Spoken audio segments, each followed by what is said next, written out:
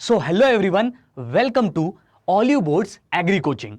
So today we are going to see a very important chapter.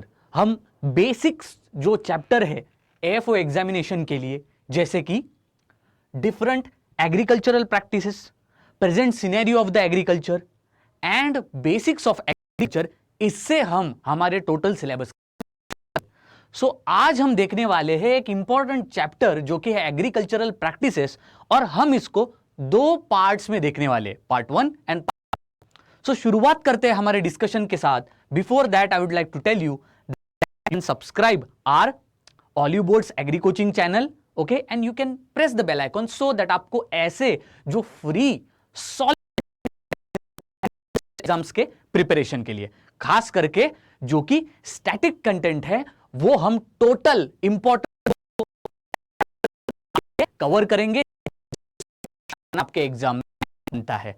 Let's start today with our chapter that is agricultural practices. नाम से ही हमें एक बार क्या पता लगता है, देखो, एग्रीकल्चरल प्रैक्टिसेस. एग्रीकल्चरल मतलब ऑफ कोर्स कृषि के रिलेटेड जो भी हम प्रैक्टिस करते हैं, ओके, जो भी मेथड्स, जो भी टेक्निक्स, जो भी एक्टिविटीज करते हैं एग्रीकल्चरल क्रॉपिंग के लिए, कोई भी आपका जो क्रॉप होता है उसको कल्टीवेट करने के लिए, उसको ग्रो करने के लिए, उसको हम कहेंगे एग्रीकल्चरल प्रैक्टिसेस.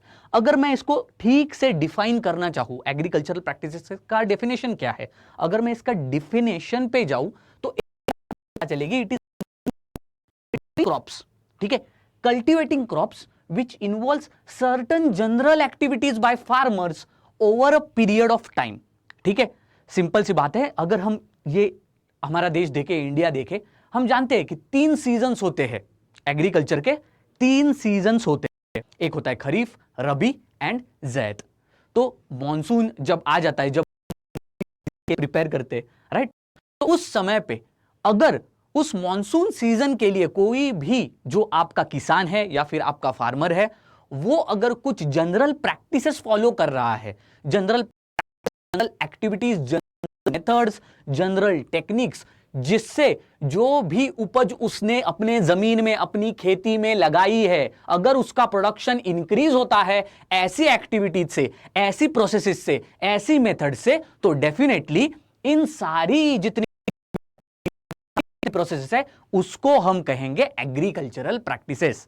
तो बेसिकली इंडियन एग्रीकल्चर में ये स्टेप्स है या फिर ये एग्रीकल्चरल प्रैक्टिस है. आप देख सकते हो, sowing, then adding manure and fertilisers, cropping system, weed management, harvesting, post harvest storage and other specific practices.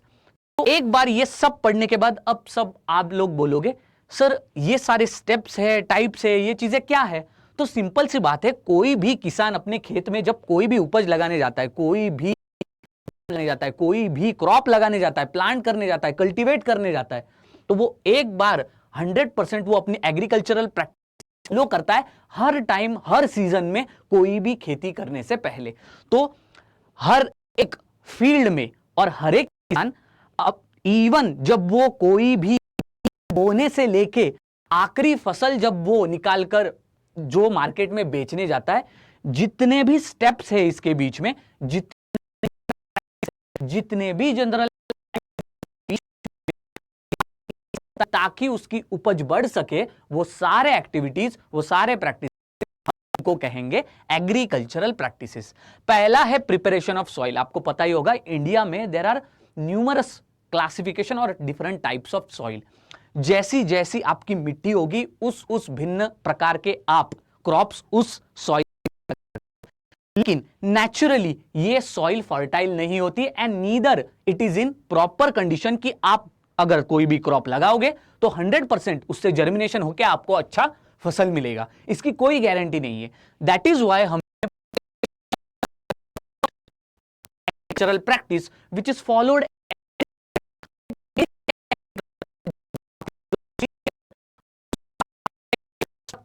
Overall composition, उसकी इंप्रूवमेंट की जाती है कि आप उसमें जो भी बीज लगाओ आप कर सके. एक सिंपल सिंपल, एक छोटा बच्चा होता है, हम उस बच्चे की परवरिश करने के लिए या फिर वो बड़ा होकर सक्सेसफुल बने, राइट, इसीलिए हम क्या करते हैं, ऑफ कोर्स उसको स्कूल भेजते हैं, the role of education, right. तो वो छोटा बच्चा जब आपके स्कूल में जाएगा, वो जाएगा पहले ऑफ कोर्स LKG प्राइमरी जो किंडरगार्टन होते हैं उसमें जाएगा, फिर फर्स्ट स्टैंडर्ड में जाएगा, सेकंड स्टैंडर्ड में जाएगा स्कूल, फ्रेंड्स, यहां से उसको बेसिक डेवलपमेंटल स्किल्स भी मिलेंगे। प्रिपरेशन ऑफ सॉइल, अगर आप किसी भी सीड को, किसी भी क्रॉप को, अगर आप उस स्टूडेंट के का जो प्रिपरेशन ऑफ सॉइल है, जो आपकी मिट्टी है, वो उस स्टूडेंट के लिए एजुकेशन होता है, किसी भी स्टूडेंट के नर्चरिंग के लिए, किसी भी स्टूडेंट का पोटेंशियल डेवलप। तो ओवरऑल आपके बीज, आपका जो सीड है, उसमें कौन सा भी क्रॉप आप ग्रो करना चाहते हो, उसमें कितनी भी जर्मिनेशन पावर हो, ओवरऑल आपकी सॉइल अगर फर्टाइल नहीं है, फिर उसका डेवलपमेंट कैसे? So that is the thing. For example, student को अगर हम चाहते हैं कि हमारा स्टूडेंट टैलेंटेड निकले, हमारे स्टूडेंट्स अच्छे निकले, तो डेफिनेटली वैसी एजुकेशनल स्कूल सिस्टम होनी चाहिए। तो that is what, as we say school या फिर एजुकेशन,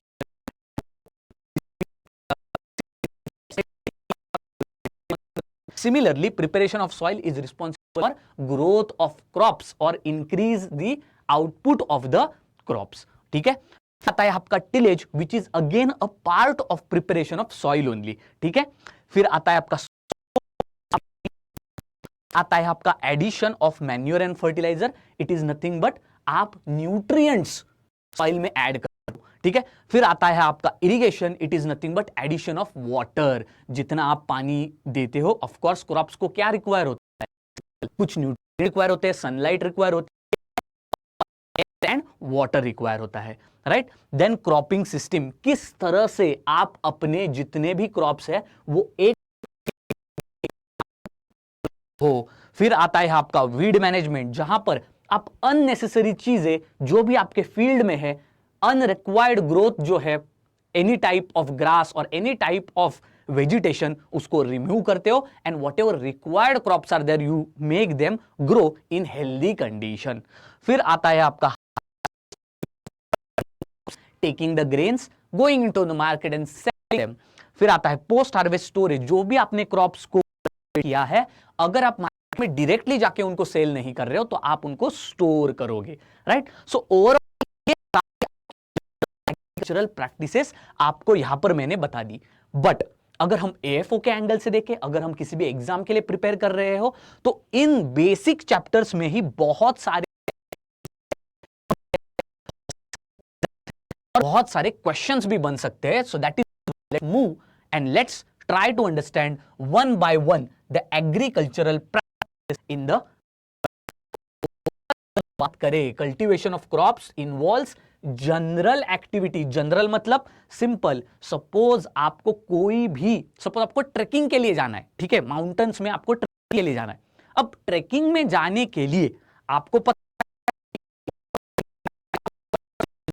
लॉन्ग डिस्टेंस, बहुत दूर का सफर है, ये तय करने के लिए आप क्या क्या करोगे, पहले तो आप इक्विपमेंट्स लोगे, शूज, फिजिकल फिटनेस होने की जरूरत है, तो आप रोज एक्सरसाइज भी करोगे, प्रैक्टिस भी करोगे। इसके साथ साथ कुछ भी वहां पर एक्सीडेंट्स हो सकते हैं, तो आप एक कुछ भी लोगे। इसके अलावा you are also going to check some things which you can, maybe food, maybe water during the trek, right? तो ये जो आप ट्रेकिंग करने के लिए बेसिक जो प्लानिंग कर रहे हो, ये सारे बेसिक स्टेप्स या फिर जनरल एक्टिविटीज है, these are general practice for your trekking. Similar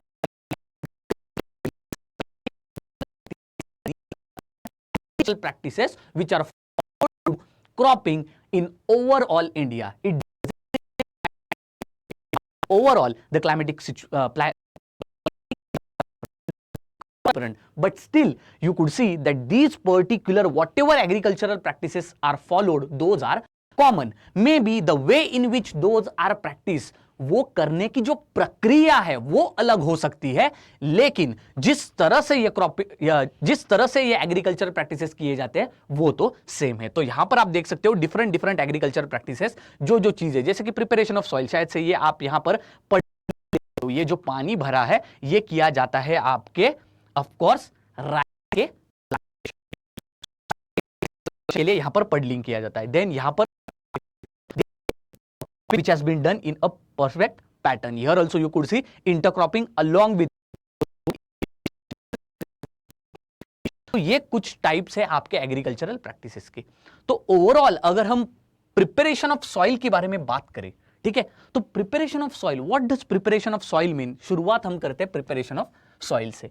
तो अगर मैं प्रिपरेशन ऑफ सॉइल की बात करूं तो preparation of soil is nothing but, आपको पता होगा, if you consider one unit of land, one piece of land or unit of land, तो preparation of soil it is nothing but loosening or turning the soil. loosening मतलब किसी भी जो एक आपका जो खेत है या फिर कोई भी एक यूनिट लैंड है उसकी जो जमीन है या फिर मिट्टी है उसको करना या फिर उलट पलट करना। ये क्यों किया जाता है? ये क्यों किया जाता है?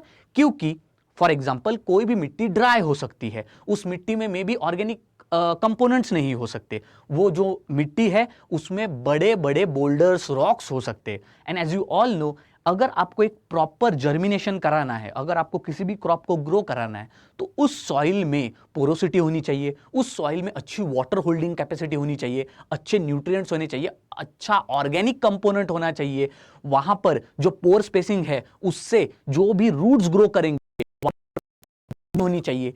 ये सब चीजें करने के लिए आपको सॉइल के जो बड़े बड़े बोल्डर्स है पहले तो उनको ब्रेक डाउन करना पड़ेगा, दूसरी चीज है उनको ब्रेक डाउन करने के बाद जो पैटर्न है उसको लेवल करना पड़ेगा, तो भी आपकी मिट्टी है उसका फाइन ग्रैन्युलर जो आपका टेक्सचर है वो करना पड़ेगा। So this loosening, this opening of soil transform such physical component of soil, the physical manipulation of soil, इसको हम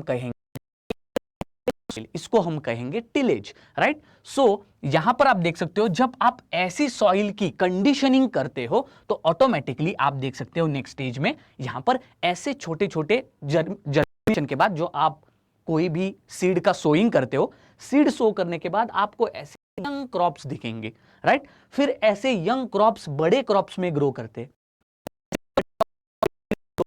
अगर यहां पर छोटे छोटे प्लांट ग्रोथ ग्रो करती है तो इसको हम मैनेजमेंट है उससे उन वीड्स को निकालेंगे। तो weeds are nothing but unwanted plant growth which we don't want, which can take up the nutrients of our essential और रिक्वायर्ड क्रॉप्स, तो उनका हम रिमूवल करके ग्रो उनकी हार्वेस्टिंग करेंगे। सो आप राइस लीजिए, आप व्हीट लीजिए, any type of such crop, it follows this particular agricultural general practices which are your agricultural practices, ठीक है। तो हर क्रॉप के लिए अगर आप कंसिडर करते हो, शुगर केन के लिए 9 से 12 महीने लगते हैं ग्रो करने के लिए जाते हैं, तो overall every crop has an specific cropping cycle. इस साइकिल मतलब जो आप हो उसके बाद एक पर्टिकुलर टेन्योर के बाद, पर्टिकुलर पीरियड के बाद उसकी हार्वेस्टिंग होगी। तो उस हिसाब से आप देख सकते हो that every crop is then harvested according to after following all this agricultural practices. अगर एक मैं बताना चाहूं कि एग्रीकल्चरल प्रैक्टिसेस सारी जगह पर सेम है तो उसका एक बेस्ट एग्जांपल यहां पर इस मैप पे आप देख सकते हो। अगर आप तो बहुत सारी different farming agricultural activities are done in the country. आप देख सकते हो नॉर्थ ईस्ट में झूम कल्टीवेशन है जो बहुत ही ज्यादा फेमस, शिफ्टिंग कल्टीवेशन आप देखते हो तो कोरापुट ट्रेडिशनल फार्मिंग, यहां पर आप केरला में देखते हो तो कुट्टनाड बिलो सी लेवल फार्मिंग, यहां पर आप महाराष्ट्र में रायगढ़ में देखते हो तो जीरो बजट नेचुरल फार्मिंग, यहां पर गुजरात और सौराष्ट्र रीजन में ड्राईलैंड फार्मिंग, यहां पर जब आप देखते हो रिले क्रॉपिंग जो होती है वेस्ट बंगाल, बिहार और मध्य प्रदेश में पैरा एंड उतेरा cropping. So different types of agriculture India में बहुत सारे, ठीक है, बहुत सारे ऐसे बेस्ट प्रैक्टिसेस है। तो ऑल दीज एग्रीकल्चरल एक्टिविटीज होती है, अलग अलग वेज से यही agricultural practices, preparation of soil, tillage, sowing, then addition of manure, fertilisers, irrigation, cropping system, weed, ये सारी चीजें आप देख सकते हो in different different agricultural practices में फॉलो होती है। तो ये आप हम कह सकते हैं this is a standard operating procedure, या फिर एक जनरल प्रैक्टिसेस जो कोई भी पढ़ सके। प्रैक्टिसेस शुरू करते हैं हम प्रिपरेशन ऑफ सॉइल से। प्रिपरेशन ऑफ सॉइल बोलूं, it is the first step of your agriculture. अगर मैंने कल आपको एक जमीन का टुकड़ा दे दिया और कहा कि ये जमीन का टुकड़ा लो और उसके ऊपर मुझे खेती करके दिखाओ, तो the first thing which you are going to do is nothing but preparation of soil. हम मिट्टी पहले उसकी बनाएंगे, right. You all would have heard this, क्या कि कहीं पर भी अगर आप सक्सेसफुल होना चाहते हो, अगर तो आपका फाउंडेशन, आपका बेस कभी भी स्ट्रांग होना चाहिए। तो वो हो सकता है आपका एजुकेशन, वो हो सकता है मे बी आपके संस्कार। ये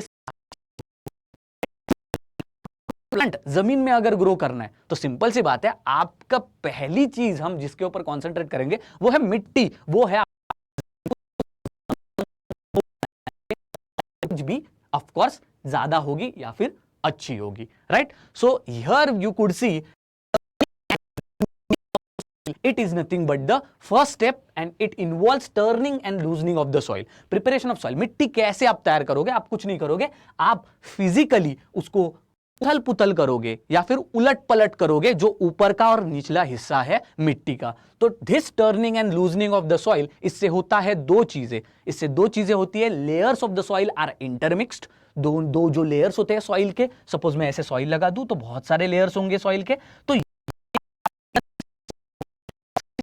किसी भी मिट्टी में बड़े पार्टिकल्स होते हैं, छोटे पार्टिकल्स होते हैं, बोल्डर्स होते हैं, स्टोन्स होते हैं, पत्थर होते हैं, राइट। तो इन सारे जो बड़े बोल्डर्स हैं उनको यहां पर फाइन ग्रैन्युलर स्ट्रक्चर में कन्वर्ट किया जाता है, फाइन मटेरियल में।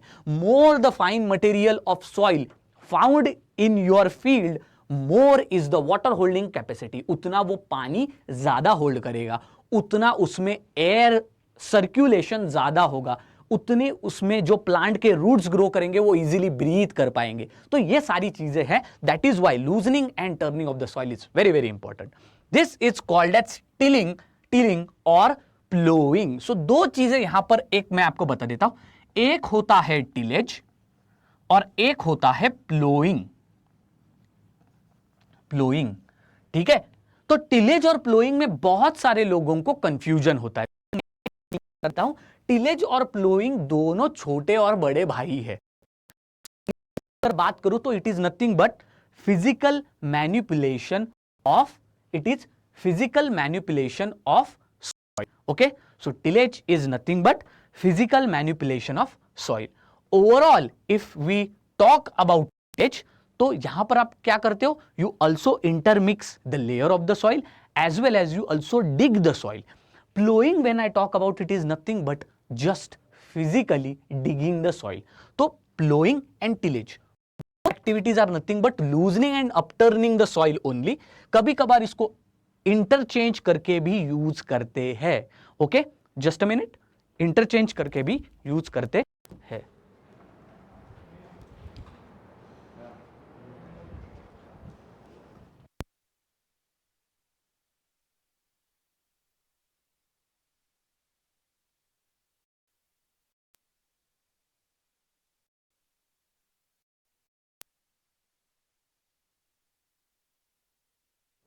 सो ओवरऑल हम ये जो सॉइल में कर रहे हैं, ओवरऑल जो सॉइल में हम ये कर रहे हैं, what we are trying to do, simple, जो आपके मिट्टी के बड़े बड़े पार्टिकल्स है, स्टोन्स है, उन पार्टिकल्स को फाइन ग्रैन्युलर स्ट्रक्चर में कन्वर्ट करने की कोशिश कर रहे हैं। दूसरी चीज, different layers of the soil है, उनको हम इंटरमिक्स करने की कोशिश कर रहे हैं। और तीसरी चीज, सॉइल ड्राई है तो हम उसको थोड़ी मॉइस्ट करने की कोशिश कर रहे हैं। ये सारी चीजें हम क्यों कर रहे हैं, ताकि आपकी जो सॉइल है it becomes such a material that it can grow particular seed with proper growth, यानी कि क्या, सॉइल की टोटल जो वार्मथ है या फिर फर्टिलिटी है उसकी इंप्रूवमेंट के लिए ये सारे फिजिकल स्टेप्स, अप टर्निंग या फिर लूजनिंग ऑफ सॉइल की जरूरत है।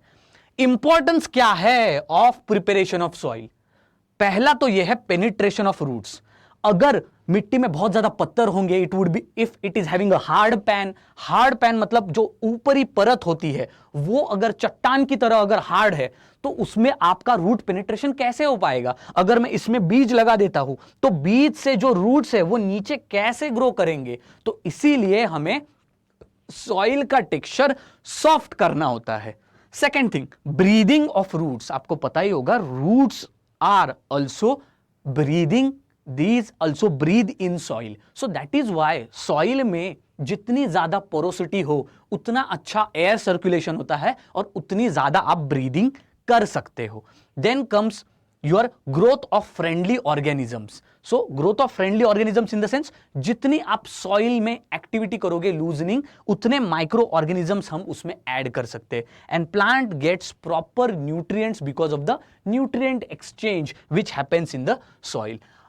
ये जब आप प्रिपरेशन ऑफ सॉइल करते हो, along with the preparation of soil, you also add water to it, ताकि आपकी जो चट्टान जैसी जो हार्ड सॉइल है उसको हम वाटर मिक्स करके you convert that particular soil into soft material. Second is addition of manures. आप ज्यादा से ज्यादा न्यूट्रिएंट, ऑर्गेनिक मैटर ऐड करने के लिए मैन्यूअर्स ऐड करते हो। And last part is nothing but you remove the crumbs. Crumbs remove करना मतलब जो हार्ड मटेरियल्स है सॉइल में आप उनको रिमूव करते हो। सो ओवरऑल टिलेज, प्लोइंग, ये आपका प्रिपरेशन ऑफ सॉइल के बारे में है।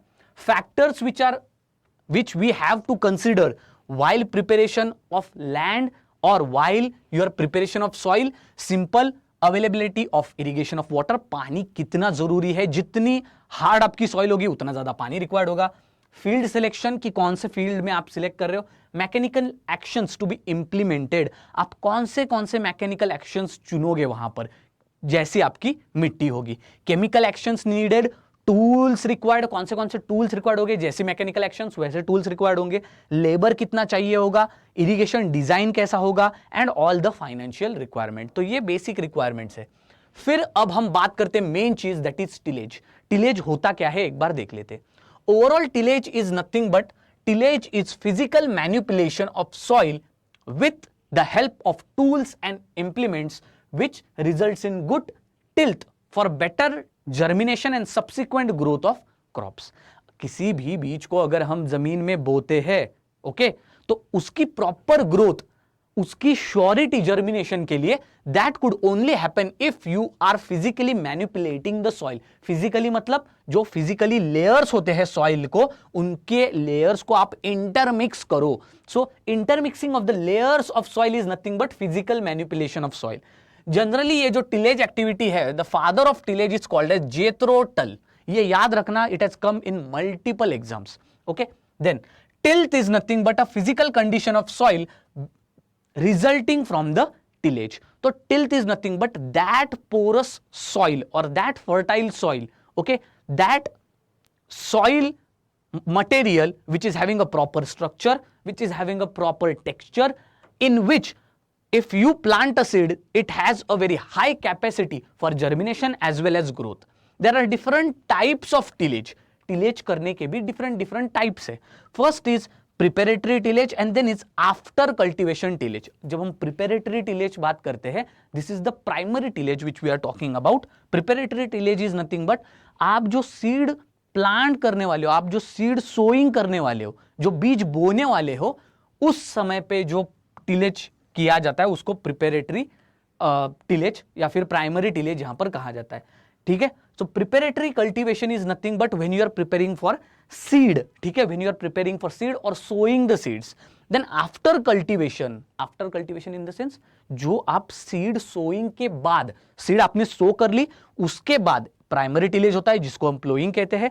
Then secondary tillage and seed bed preparation which is again where country plough could be used. तो ये डिफरेंट टाइप्स ऑफ टिलेज जो होते हैं उनको एक बार देख लेते हैं, ठीक है।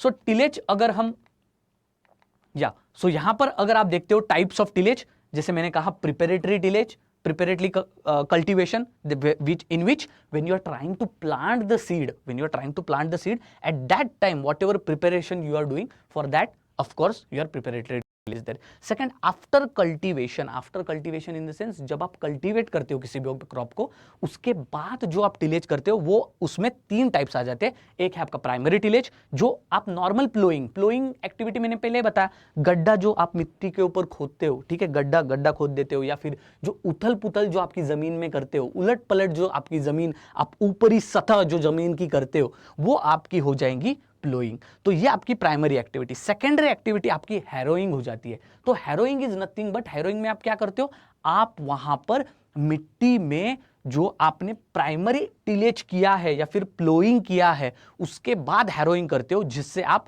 अनवांटेड प्लांट मटेरियल भी निकाल देते हो और मिट्टी को एक जगह पर आप जैसे चाहिए वैसे मैनिपुलेट करते हो. Okay, so here you let the formation of rose, columns in your field. मिट्टी का यहां पर ढेर लगा देते हो आप, वो हैरोइंग में होता है. And then it's seed bed preparation. It is nothing but जब आप प्रॉपर एक पैटर्न में, एक अरेंजमेंट में आप फील्ड में यहां पर क्रॉपिंग करते हो. जो आप ऐसा एक, सपोज आपने बेड फॉर्म किया टोटल आपके फील्ड में, जहां पर आपने प्लांटेशन किया है, तो ऐसे सीड बेड फॉर्मेशन होता है, उसको हम कहते हैं the third type of tillage.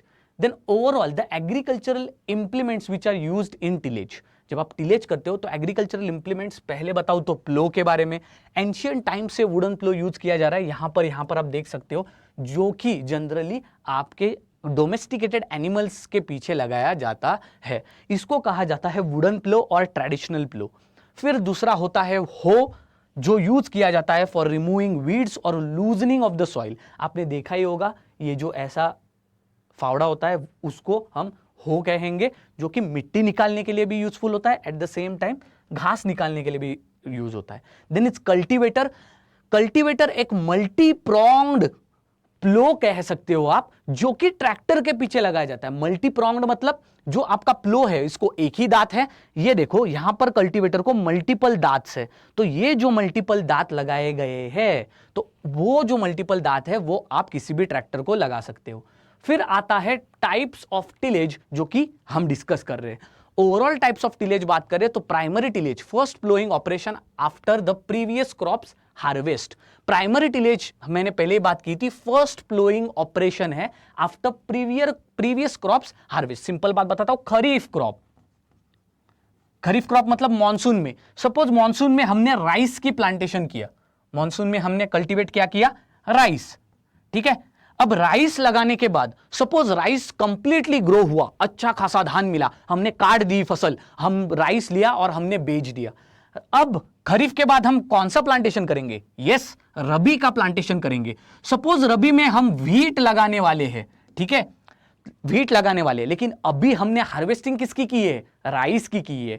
So after doing harvesting of rice in the kharif season cycle, if you are doing plowing again for your rabi crop, that would be your primary tillage. So primary tillage is the first tillage activity which is done during the as a first cycle, at the first cycle of your cropping. So अगर आप एक cropping cycle कर रहे हो तो उसके शुरुआत में जो भी टिलेज किया जाता है उसको प्राइमरी टिलेज कहा जाता है. तो primary tillage is nothing but the start और maybe the first tillage activity which is done in any cropping cycle.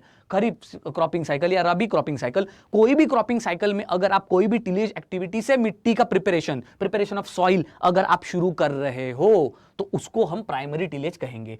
Implements क्या क्या यूज होती है, पहला है कंट्री प्लो, जो मैंने पहले ही बताया. कंट्री प्लो मतलब ये जो आपका एक ही दांत होता है,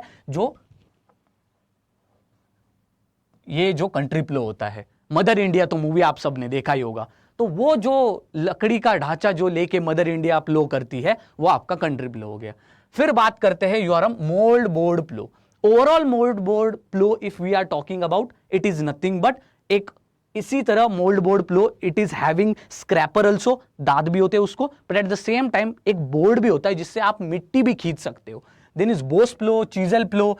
these are different types of advance primary tillage implements जो हम आगे के लेक्चर्स में देखेंगे. फिर हम बात करते हैं सेकेंडरी टिलेज की. लाइटर और finer operations which are performed on soil after primary tillage. Primary tillage होने के बाद पहली जो टिलेज एक्टिविटी है, सॉइल की उतल पुतल कर दी या फिर इंटरमिक्सिंग कर दी, पहली बार जब हम जस्ट क्रॉपिंग कर रहे, उसके बाद जो सेकेंडरी ऑपरेशन होता है जिसमें सॉइल की बस लेयरिंग की मिक्सिंग नहीं होती है, बस उसका टेक्सचर भी बदला जाता है, वेयर लाइटर और finer operations are done, bigger boulders are crushed down into finer material, the proper disturbance of the upper pan is done, hardening of pan is broken down into soft textured soils. Okay, ये सारी चीजें की जाती है secondary tillage में। इसमें आप देख सकते हो हैरोइंग किया जाता है, इन विच बड़े बड़े जो आपके स्टोन्स या फिर बड़े बड़े सॉइल स्ट्रक्चर्स जो है उनके जिनको क्लॉड्स या फिर क्लॉक्स कहा जाता है, क्रम्स कहा जाता है, उनका ब्रेकडाउन करके उनको फाइनर मटेरियल में कन्वर्ट किया जाता है। एंड जो स्टबल्स, जो रिमेनिंग पार्ट है प्रीवियस कल्टीवेशन का, ओके, जो रिमेनिंग पार्ट है स्टेम का, उसको अपरूट करके निकाल के उसको फेंक दिया जाता है। इंप्लीमेंट्स यहां पर देख सकते हो, blade harrow, disc harrow, tractor drawn cultivators. So these harrows are nothing but these are again teeth shaped multipronged equipments, जिससे आप जो रिमेनिंग स्टबल है उसको रिमूव करते हो और मिट्टी को यहां पर फाइनर सॉइल या फिर पार्टिकल्स में कन्वर्ट करते हो। Overall the tillage activity, if I try to tell you, it is generally traditional tillage is of two types, primary and secondary. लेकिन modern tillage activity, according to modern tillage in the sense, पहले जमाने में हम primary और secondary tillage करते थे। Modern tillage के according अब बहुत सारे इक्विपमेंट्स आ चुके हैं, मशीन्स आ चुके हैं। So therefore modern tillage is again divided into what, different types. उस डिफरेंट टाइप्स में अगर आप देखते हो, apart from this primary tillage, secondary tillage, you could also see कि conservation tillage, zero tillage, no tillage, ये भी बहुत सारे टाइप्स है। So what do you mean by conservation tillage, कि आप मिनिमम जो अपर सरफेस ऑफ सॉइल है, बस आप उसको ही वहां पर क्या करें, फिजिकली मैनिपुलेट करें या फिर इंटरमिक्सिंग करें या फिर ब्रेकिंग डाउन ऑफ सॉइल करें। Okay, you don't dig deep into the soil. So overall conservation tillage is done so as to prevent the soil erosion. ठीक है, सॉइल इरोजन को रोकने के लिए।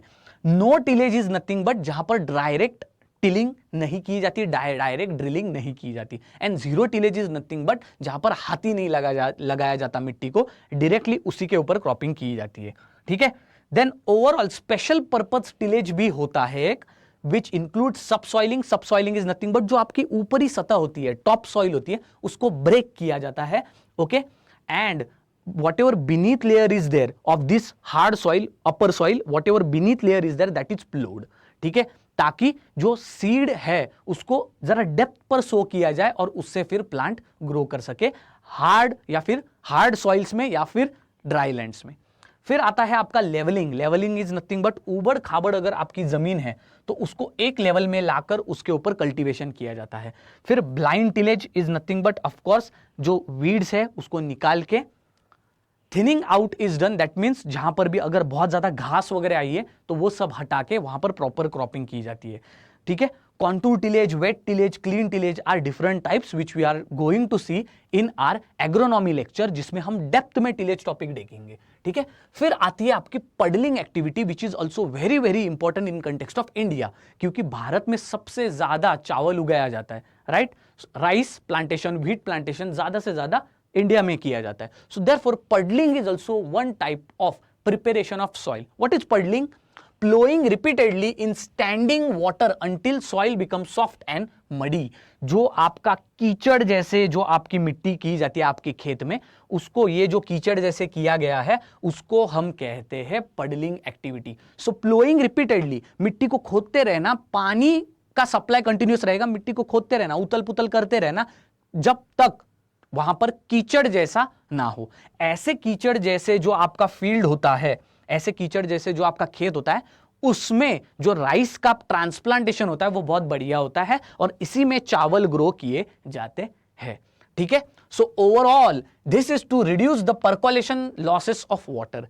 इंडियन सॉइल अगर हम देखें, आर ज्योग्राफिकल लोकेशन अगर हम देखें, तो ज्यादा इवापोरेशन होता है with Kharif rainfall, there is more evaporation also. At the same time, the water loss is from top also because of evaporation and from bottom also. क्यों? क्योंकि जमीन में पानी धस के नीचे भी चला जाएगा through percolation. To prevent that, excessive water supply is done. ज्यादा से ज्यादा पानी खेत में भरा जाता है जिससे पूरा खेत ही पानी से भरा दिया जाता है. तो इसको हम कहते हैं आपकी पडलिंग एक्टिविटी. इससे आप पानी जो धस रहा है जमीन में उसको रोकते हो. द डेप्थ ऑफ वाटर अगर हम देखें तो होता है 5 to 10 metres. This is practised mainly in rice cultivation. And implements अगर हम देखें तो वेटलैंड पडलर, वेटलैंड प्लो, ये सारी चीजें यूज की जाती है for the cultivation. Then comes levelling. एक लेवलिंग भी आ जाता है, one of the ways in which your preparation of soil is done. So planking और levelling board is run throughout the field so that we level the field. So for example यहां पर आप देख सकते हो, ये field देखो कैसे प्लेन किया गया है. तो ऐसे उबड़ खाबड़ जो आपकी जमीन होती है, आपका खेत होता है, उसको एक फ्लैट लेवल में लाया जाता है. आप यहां पर भी देख सकते हो कैसे उबड़ खाबड़, यहां पर पत्थर है पर यहां पर देखो how it has been made plain. तो इस तरह से इस एक्टिविटी को in which whatever the irregularities in the overall surface of the or the level of the field are there, those are leveled and made uniform की जाती है level. तो इसको हम कहते हैं लेवलिंग. फिर बात आते हैं आपकी सोइंग की. जब आप सोइंग के लिए जाते हो तो you could see overall sowing practices is nothing but sowing of seeds into the ground. जो आपकी बीज होती है वो आप जमीन में बोते हो. अब जब आप कोई भी सीड की सोइंग करते हो, एक चीज होती है सबसे important, that is the overall quality of seed. And quality, when I'm talking about, which type of quality I'm talking about? Of course genetic quality, genetic purity. ठीक है, physical purity, genetic purity. तो अगर आपकी seed एक अच्छे genetic purity से है, अच्छे physical purity से है, तो definitely अगर हम उसको एक अच्छी जमीन में बो करते तो वो ग्रो करेगी. So overall seed material वही चूज किया जाता है. For example seeds that are grains used for sowing. Seeds are nothing but जो grains, for example आपके यहां पर आपको चावल मिलता है, वो चावल आप खाते हो, राइट? वही अगर आपका सेम चावल अगर आप लेते हो, those if grains which are used for sowing, अगर आप उसको प्लांट करते हो जमीन में, तो उससे अगर कोई भी उस सीड से अगर कोई भी क्रॉप आता है तो उसको हम कहेंगे सीड. ठीक है, तो ग्रेन एंड सीड का भी डिफरेंस हम देखेंगे नेक्स्ट चैप्टर्स में. ये तो बेसिक चैप्टर है. ठीक है, वेजिटेटिव प्रोपोग्यूल्स मतलब अपार्ट फ्रॉम, देखो कुछ कुछ जो आपके क्रॉप्स होते हैं जमीन में, आप जो खेत में उगाते हो, उसके लिए आपको सीड चाहिए होती है, राइट? जिसमें आप बीज बोते हो और वो उपज आ जाती है. लेकिन there are certain crops in which you don't require seed, उसमें आपको बीज की जरूरत ही नहीं होती. फॉर एग्जांपल यहां पर आप देख सकते हो, आपने कभी भी गुलाब देखा है, रोज डे के वक्त आपने यूज किया होगा, राइट? तो रोज जो होता है उसकी अगर मैं एक स्टेम कट करूं, उस स्टेम को लूं और उस स्टेम को अगर मैं किसी भी फ्लावर पॉट में अगर मैं प्लांट करूं, तो उस स्टेम से निकलेगा एक नया रोज प्लांट.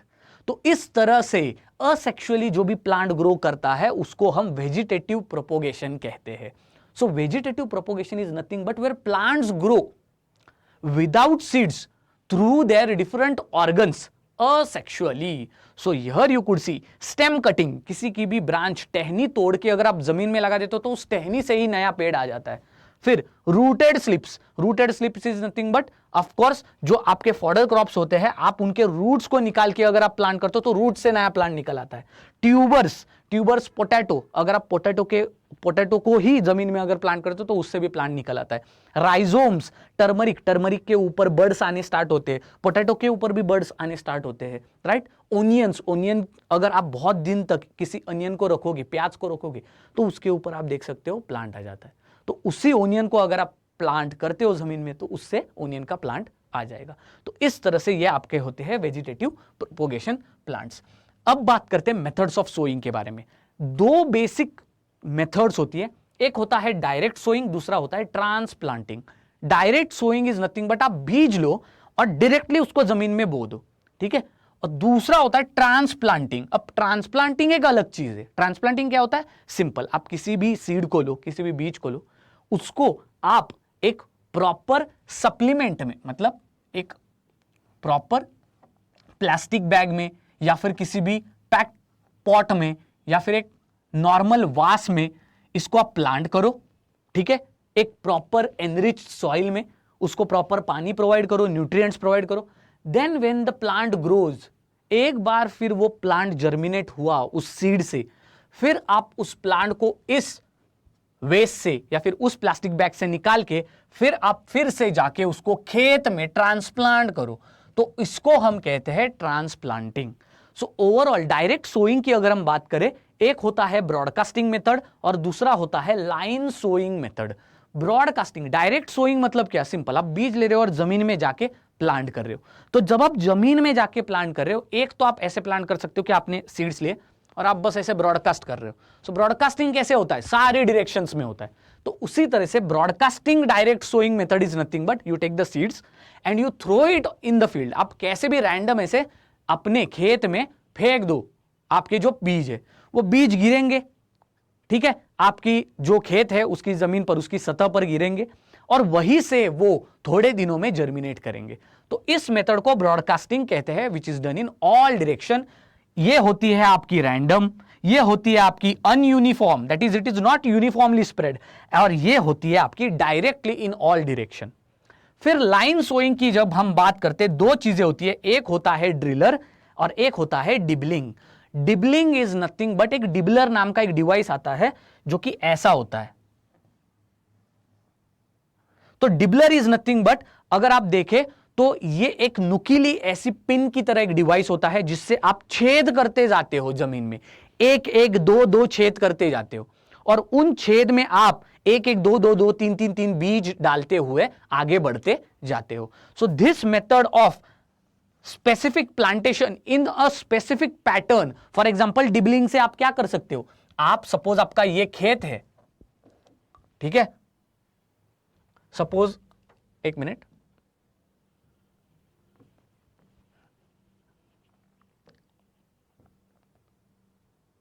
सपोज आपका ये खेत है, ठीक है, तो डिबलिंग से आप ऐसे ऐसे एक लाइन में ऐसे होल कर सकते हो और उस तरह से आपकी जो अरेंजमेंट है क्रॉप्स की, this is not random, this is not ununiform like broadcasting but rather it is uniform, it is proper specific arrangement और उसमें फिर आप प्लांट्स, आपके जो सीड्स है उनको सो करते हो। दैट मीन्स ये बीज आप छेदों में ऐसे बोते हुए जाते हो।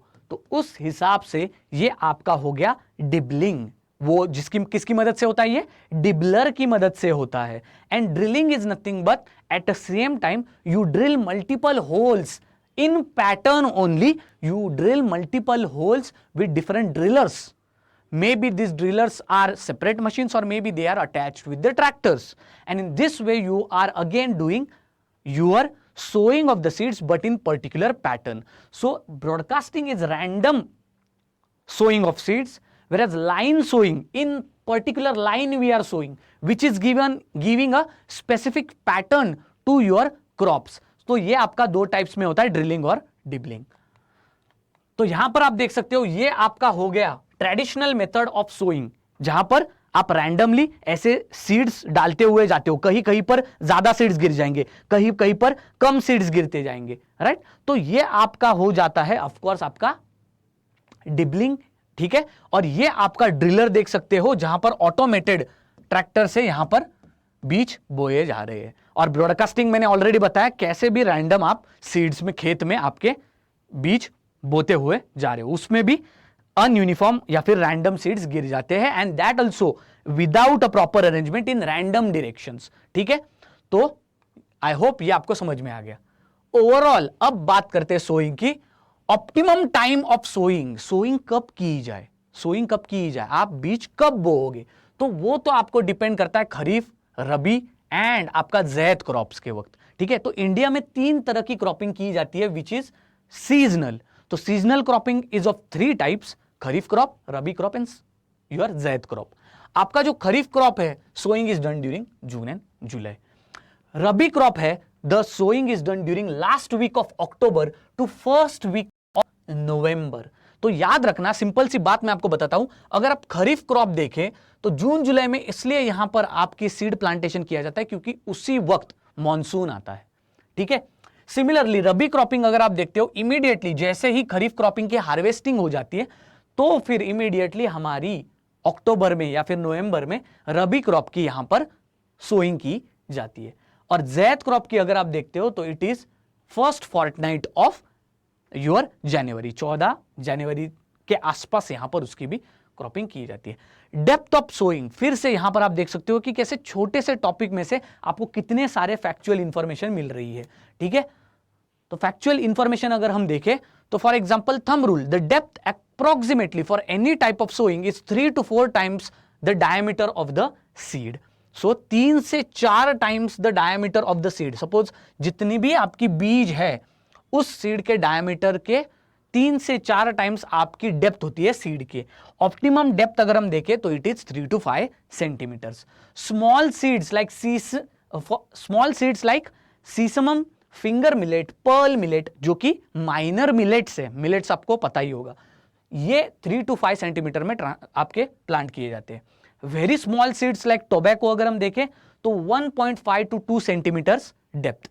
एंड बोल्ड सीडेड क्रॉप्स, जो बड़े बड़े सीड्स होते हैं, you could see groundnut, castor, cotton, maize, इसको 6 to 7 सेंटीमीटर्स यहां पर प्लांट किया जाता है। फिर ट्रांसप्लांटिंग की बात करते हैं, ये तो हमने डायरेक्ट सोइंग की बात की। अब जब ट्रांसप्लांटिंग की बात करते हैं, process wherein seedlings are uprooted from nursery bed and transferred to main land. तो आप क्या करते हो, आपके पास ऐसे प्लास्टिक के यहां पर वास होता है या फिर प्लास्टिक के ऐसे बैग्स होते हैं, उसमें आप सीड की सोइंग करते हो and you let the plant grow. आपने नर्सरी प्लांट्स की देखी होगी, तो नर्सरी में जो आपके प्लास्टिक बैग्स में जो आपके प्लांट्स ग्रो किए जाते हैं, वो आपके nutrient provision, proper supplements, proper irrigation देके उनको प्रॉपर सॉइल मीडियम या फिर मटेरियल में ग्रो किया जाता है। Then you pick out these plants from these vases और these plastic bags and then you again transplant them in your field, और फिर फील्ड में ये स्पेसिफिकली ग्रो करते हैं। So process wherein seedlings are uprooted from nursery bed in the sense ये जो plastic bags हमने करी, and then transferred to the mainland, इसको हम ट्रांसप्लांटिंग कहते हैं। राइस का भी जनरली ट्रांसप्लांटिंग होता है। ठीक है, तो इस तरह से आपने देख लिया कि ये आपका total overall sowing, preparation of soil हो गया, preparation of seed bed, preparation of soil, उसके बाद सोइंग। अब हमारी होती है सीड ट्रीटमेंट। सपोज आपके पास जो बीज है, आपके पास जो सीड है, if it is not in a proper condition, उसकी physical as well as total उसकी जो जेनेटिक कैपेबिलिटी है जर्मिनेशन की, ग्रोथ की, वो अगर ठीक नहीं है तो उसकी भी ट्रीटमेंट की जाती है। तो फर्स्ट इज फंगीसिडल ट्रीटमेंट। बहुत सारे ऐसे सीड्स होते हैं जिनके ऊपर फंगी अटैक हो जाता है। ठीक है, तो ऐसे सीड्स में to avoid seed borne, soil borne diseases which are related to fungicides or maybe fungi. Here you could see different fungicidal treatments like Captan, Therum. These are different types of your fungicides used to prevent in the seeds. Then comes pesticides treatment. Various insects are there, various pests are there which can attack your crop, which can attack your seed. So example, Malathion, which controls the scale of insects, the attack of insects. Malathion use किया जाता है जिससे insect का attack control किया जाता है। क्विनाल्फोस, ये control करता है इंसेक्ट्स के ग्रोथ का किसी भी पर्टिकुलर फील्ड में। फिर हॉट वाटर ट्रीटमेंट, कभी भी गर्म पानी भी यहां पर 52 डिग्री सेल्सियस 30 मिनट तक यहां पर आपका यहां पर पानी यूज किया जाता है डिफरेंट सीड्स पर या फिर क्रॉप्स पर, to control the smut and red rot diseases in the sugar cane specifically. तो शुगर केन के ऊपर भी गर्म पानी यहां पर यूज किया जाता है। ब्रेकिंग डॉर्मेंसी, डॉर्मेंसी क्या होती है? So temporary suspension of growth. ठीक है, टेम्पररी सस्पेंशन, क्या टेम्पररी सस्पेंशन? थोड़े वक्त के लिए अपनी ग्रोथ को रोक देना, उसको हम डॉर्मेंट सिचुएशन कहते हैं। डॉर्मेंट मतलब क्या? एक ऐसी स्थिति जिसमें आपकी जो टोटल ग्रोथ है वो रुक जाती है। ठीक है, so temporary growth is suspended temporarily. Okay, so temporary suspension of growth that happens in your dormancy. तो ये डॉर्मेंसी कब होता है सीड में? whenever certain hormones are there in the seed or maybe any external factors like environment, climate, इसकी वजह से seed क्या करता है?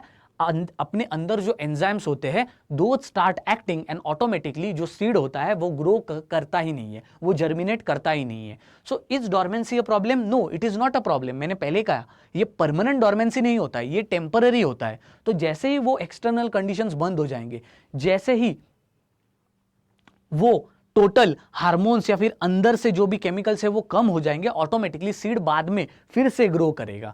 सो फॉर एग्जांपल आपको भालू तो पता ही होगा, तो भालू क्या करता है, अगर आप समर्स में देखते हो, ठीक है, या फिर विंटर्स में, अगर आप समर्स में देखते हो तो भालू क्या करता है, वो अंदर चला जाता है और बाहर आता ही नहीं है, 6 महीने के लिए वो अंदर ही होता है। सो ही हाइबरनेट्स। सो जैसे इंसानों में हाइबरनेशन होता है, एनिमल्स में हाइबरनेशन होता है, राइट, लिविंग बींग्स में हाइबरनेशन होता है एनिमल्स में। सो हाइबरनेशन क्या होता है, 6-7 महीने के लिए पर्टिकुलर क्लाइमेट सूटेबल नहीं होता है, इसलिए वो जो प्राणी होता है या फिर जो भी एनिमल होता है वो एक स्लीप कंडीशन में चला जाता है या फिर एक मिनिमम फिजिकल एक्टिविटी कंडीशन में चला जाता है जिसमें वो बस रेस्ट लेता है, ठीक है। सो फ्रॉग्स हाइबरनेट करते हैं, आपके पोलर बियर्स करते हैं, तो उस तरह से ये जो आपके एनिमल्स करते हैं, सिमिलरली इसी स्टेट में आपकी सीड्स भी करते हैं डॉर्मेंसी, वो डॉर्मेंट हो जाते हैं।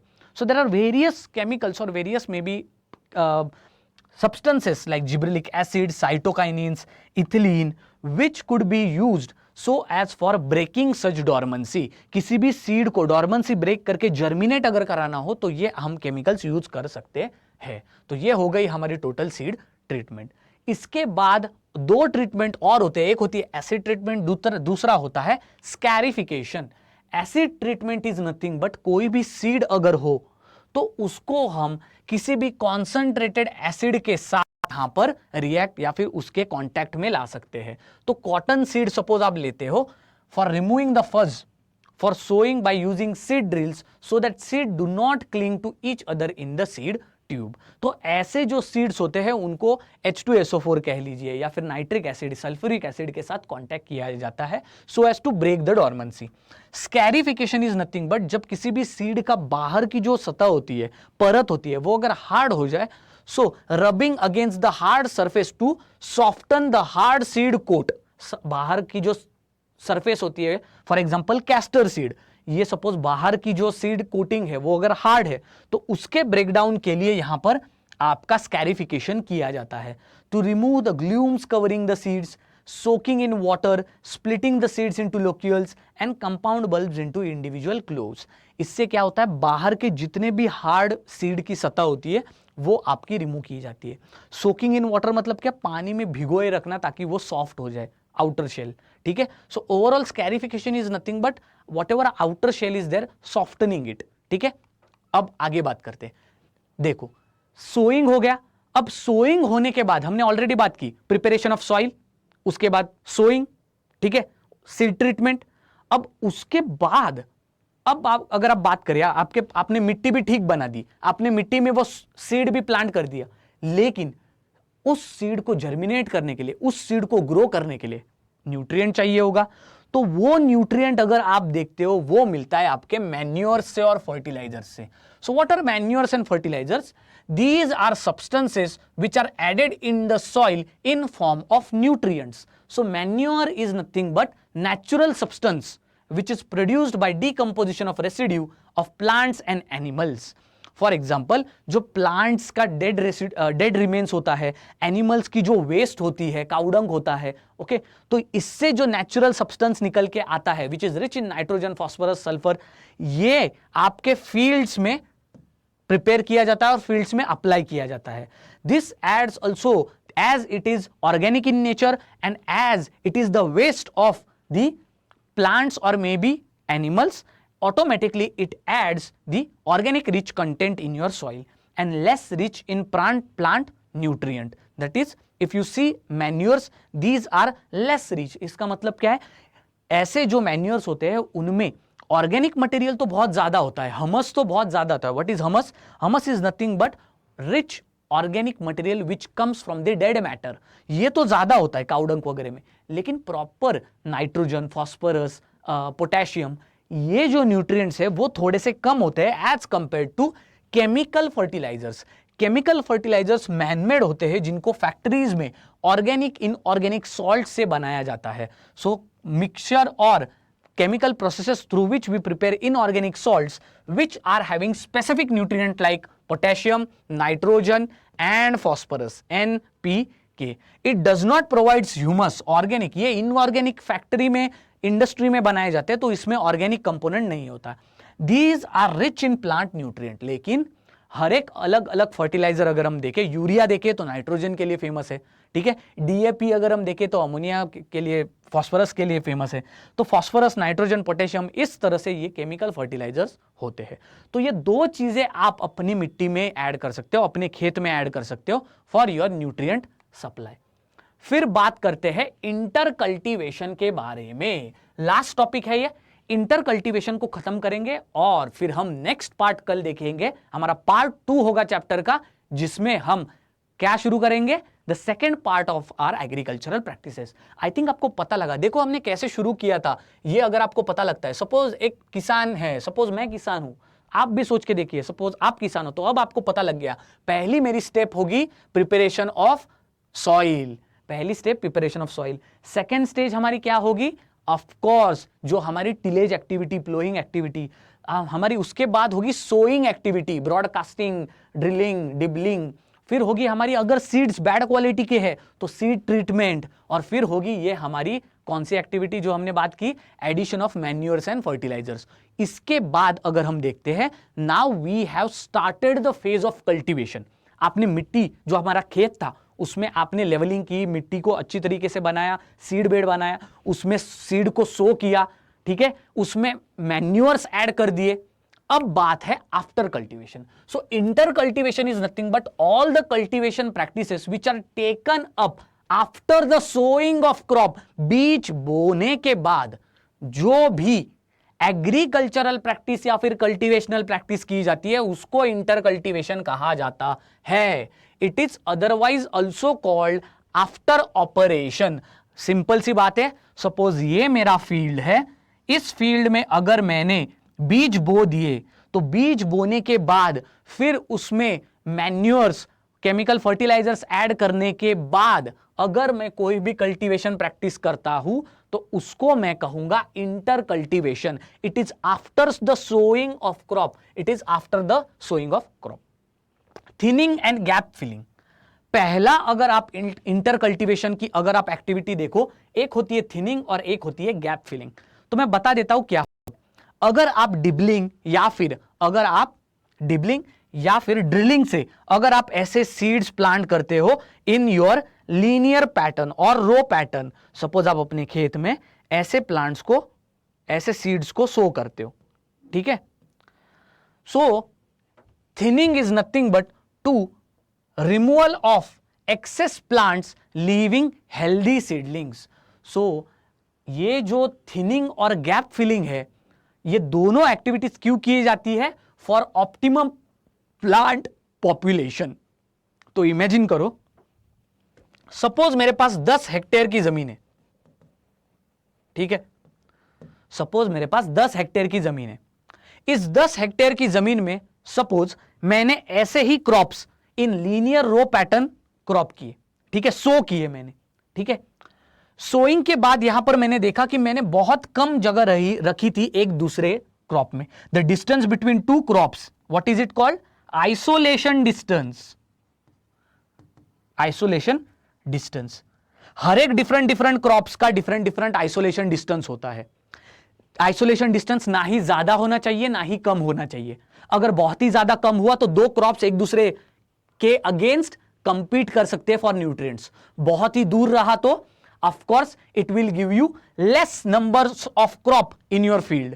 और less number of crops मतलब less number of harvesting grains, ठीक है.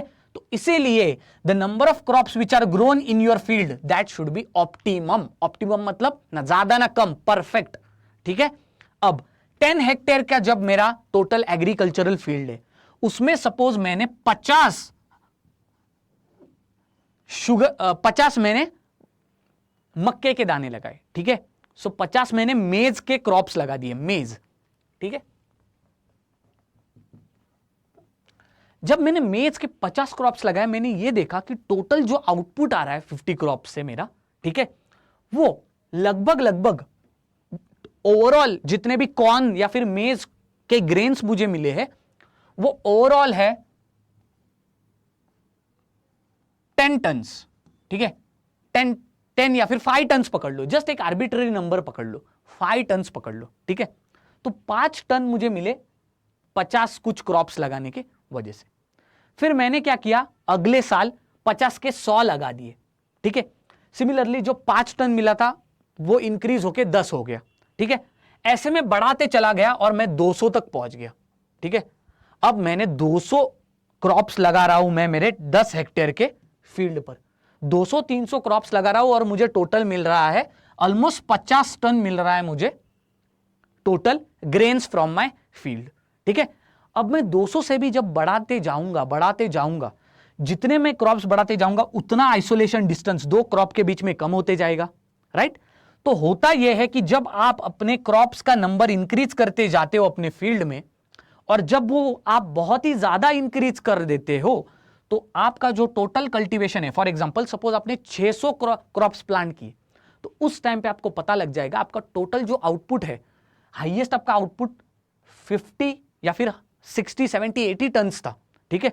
तो ये जो 80 टन्स था वो आपका था 500 या फिर 400 क्रॉप्स पर। 400 क्रॉप्स के ऊपर जब आप ज्यादा क्रॉप्स इसमें प्लांट कर रहे हो, that time the overall output is decreasing. So therefore ना ज्यादा ना कम, the optimum number of crops have to be planted in your field. यहां पर 10 हेक्टेयर में आपको एक स्पेसिफिक नंबर क्रॉप्स प्लांट करना होगा, जो प्लांट करने के बाद आपका जो टोटल आउटपुट है वो सबसे ज्यादा होता है, ना कम ना उससे ज्यादा, ठीक है। So overall thinning and gap filling is this activity to maintain the number of crops on your field. जितने आपके क्रॉप्स आपके फील्ड पर ऑप्टिमम क्रॉप्स रहने चाहिए वो कैसे रहेंगे, through this activity of thinning and gap filling. Overall to maintain optimum plant population this thinning and gap filling is done. What is thinning, एक बार समझने की कोशिश करते हैं, ठीक है।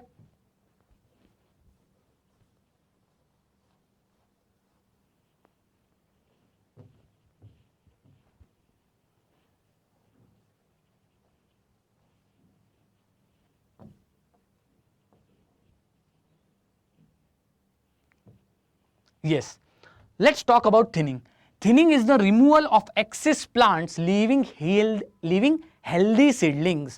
Thinning क्या होता है, excess plants जो होते हैं आपके फील्ड में वो excess plant हटाकर उतने ही रखने हैं जो हेल्दी है। सो फॉर एग्जाम्पल जब आप डिबलिंग से या फिर जब आप ड्रिलिंग से कोई भी सीड रो पैटर्न में प्लांट करते हो, कुछ कुछ जो सीड्स होती है उससे आपको जर्मिनेशन सीड्स में नहीं मिलेगा, या फिर कुछ कुछ जो प्लांट्स क्रॉप्स आप देखोगे वो अनहेल्दी ग्रो करेंगे, तो उनको निकाल के बस हेल्दी क्रॉप्स को फील्ड में रखना, उसको हम थिनिंग कहते हैं। थिन मतलब क्या, पतला। पतला इन द सेंस कुछ नहीं, ज्यादा जब आपके क्रॉप्स पॉपुलेशन ग्रो हो जाता है तो उस थिकनेस को जब आप फील्ड में देखते हो तो बहुत ज्यादा भीड़ आपको दिखाई देती है, उस भीड़ को कम कर देना by removing unhealthy crops. Gap filling is nothing but filling the gaps by sowing of seeds or transplanting of seeds in the gaps where early sowing seed had not germinate.